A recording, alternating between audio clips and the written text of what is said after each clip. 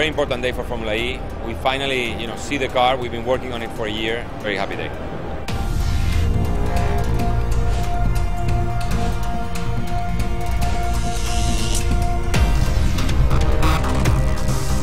Yes, I'm pleased to welcome a new team. It's a complete new discipline, a new series, a new approach.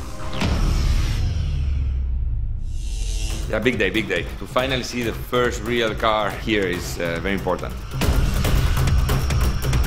My aim today is to discuss Formula E and how it can be a platform for promoting sustainability and innovation. Who's ready for the first run of Formula E? Exciting, no?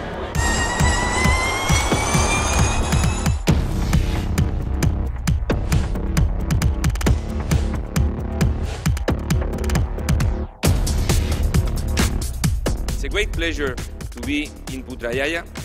It's a great pleasure to be in Malaysia.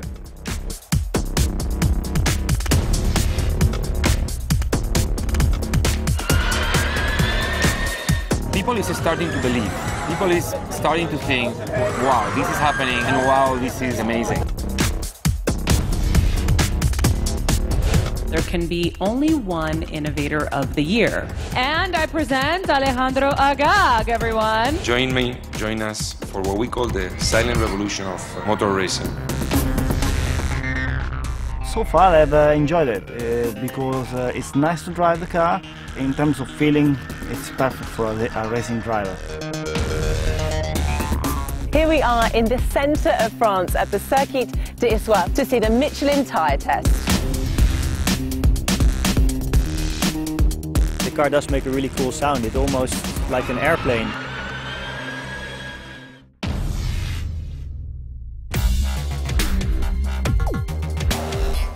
I am very excited to feel that we are getting all electric. I've never driven an electric car before, and it's like a wish, becoming true. What is it that you're most looking forward to? The series starting in Beijing on September the 13th. The spectacle of 20 cars barreling down into the first corner with a noise that we haven't heard before, and the start of a racing series which is pioneering and breaking new ground.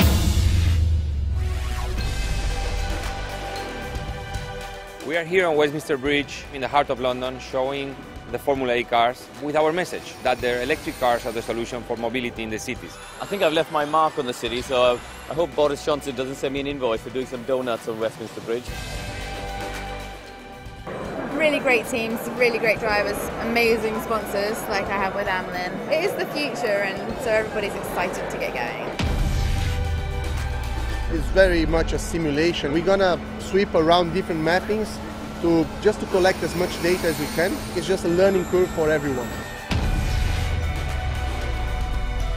From the work we've done, we seem to be confident that we can do a good job. Lots of people are getting excited outside of Formula E to know what's going on, when's the first race, how the championship is going to go. There's a buzz is starting to really fly around. It's like it's something completely new that we want to explore. We want to see what's going on. I'm very excited about the start because, to be very honest, we don't know what's going to happen. The cars are all in position, and now we just wait for the red lights. Here they come. The 5 red lights are on, and we go green in Malaysia, and it's a good start from Serbia, it's a good start from Chamdok, it's a bad start from Daniel Abt. The Abt car sliding backwards through the field, everyone's avoided him. Here's Sam Bird going for the lead of the race, almost a touch between them, but Serbia holds on. Trulli's up into 3rd place then. 4th is Nelson Piquet Jr., 5th is Nick Heidfeld. A few cars cutting across the chicane, but what a terrible start that is for Daniel Abt. Look like he's got going again now, but it's Oriol Serbia leading the way, and that's a spin for Catherine Legg. And he's into the lead of the race. Brilliant move from Sam Bird. Oh, Frank, and then said again. He did the same earlier, didn't he? And they've made contact this time, and Heidfeld's out. And down towards the hairpin once more, and there's Nelson Piquet Jr. in a big moment of sideways action. Just about keeps it together. Montani's in the wars again. His front wing's gone. Bruno Senna says, what was that? And it all kicked off because Nelson Piquet Jr. lost the back end of the car. Sam Bird continues to lead the way, 5.5 seconds clear up at the front. He's absolutely flying, Sam Bird. Really impressive performance. And here's the look from Nelson Piquet Jr. down into turn 1, and Piquet Jr. goes through. Good move from Nelson Piquet, and he is passed. Oh, very close, and that's Piquet Jr. off. Collides with Jarno Trulli on the way down towards the first corner, and that allows Lucas Di Grassi to come through. And, oh, big lock-up from Di Grassi. Will he get that stop? Yes, just about. Yep, Nico Prost pushing super hard, so that means that he has now dropped, and Senna uses his fan boost, so this is a chance for Bruno Senna to get past Nico Prost, gets the extra power from the fan boost and gets up alongside down into turn 1, and Bruno Senna goes through, and that is 4th position now for Senna. We've been waiting all day to say Senna past Prost, haven't we? Yeah, exactly. I've been waiting my whole career. And so Senna is up into 4th position, down into the hairpin of turn 10. Really taking it steady now, Sam Bird, as he gets the car locked in, and Senna's off and in the wall on the final lap of the race. Bruno Senna loses it. That means Nico Prost will go through and up into 4th place. Senna was really pushing hard, but no matter how hard anyone pushed, they couldn't stop Sam Bird, who exits the final corner and wins in Putrajaya the 2nd round of the FIA Formula E Championship.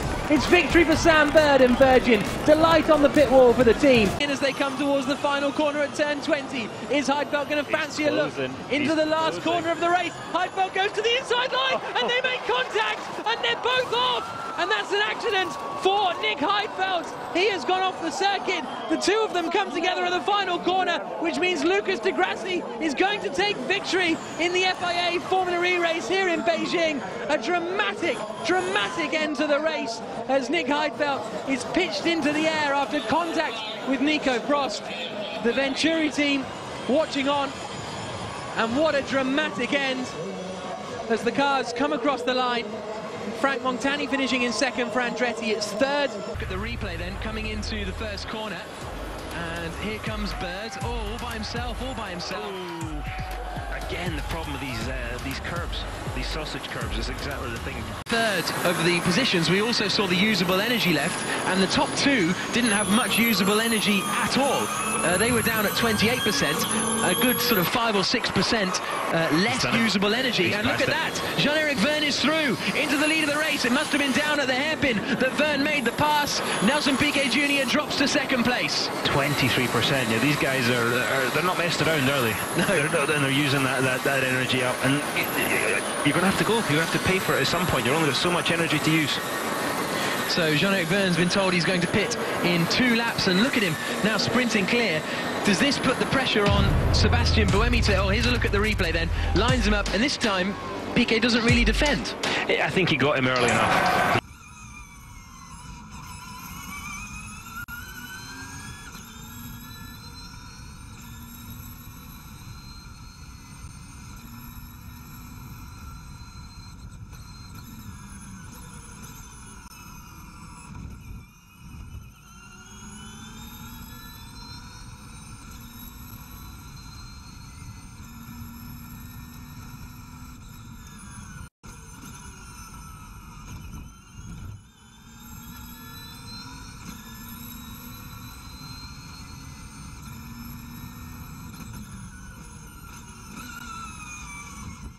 Fancy a look into the last corner of the race. Heidfeld goes to the inside line, and they make contact, and they're both off. And that's an accident for Nick Heidfeld. He has gone off the circuit. The two of them come together. Potentially. Well, let's have a look. Oh no, I think that's just loose, isn't it? It looks it. Yeah, it's just loose. Oops. So that's a bit of a mistake from someone in the Trulli camp, I'd imagine. That's not what they need right now. No. They're up against it already, and they've got stuff like that happening. So, yeah. The thing, we're going back to the Emlyn guys, with any of these series when everybody's any problems, because, you know... and into the wall there, didn't quite see who that was. I think it might be a Venturi, has gone in at turn 3. We saw them trying to get around, and it's Nick Heidfeld, and that's a big one. Yeah, that's done a hole, the front wing, left front corner there. I don't think he's got to the floor. So, let's have a look at the replay. Now you'll see the Trulli car. Yeah, he's nowhere near actually. That's just Heidfeld going in too quick. Yeah. It might have unsighted him though. It's not a great angle to see from. I'd love to see it from if he had an in-car on there or something to see if it unsighted him, but I wouldn't want to be jumping over Here there. he comes. Oh, yeah, he just stepped out on the power, didn't it, through 9, and then compounded it again. Hopefully, it'll fix itself when he gets into the second car. So here comes Montani, up on the inside of Heidfeld. Not quite close enough to make a move, and then shoves him. Just hooked wheels, didn't he? That's the kind of moves that Frank was making in China, and it was great. He just maybe overextended there just a little bit. Look, just hit the curb, and unfortunately pushed Heidfeld into the wall. Yeah, and that allowed Bruno Senna to get past, in fact, as well. So Sam Bird is leading. Jarno Trulli is in second place. Karun Chandhok is in third. Oriol Servia is in fourth. Nelson Piquet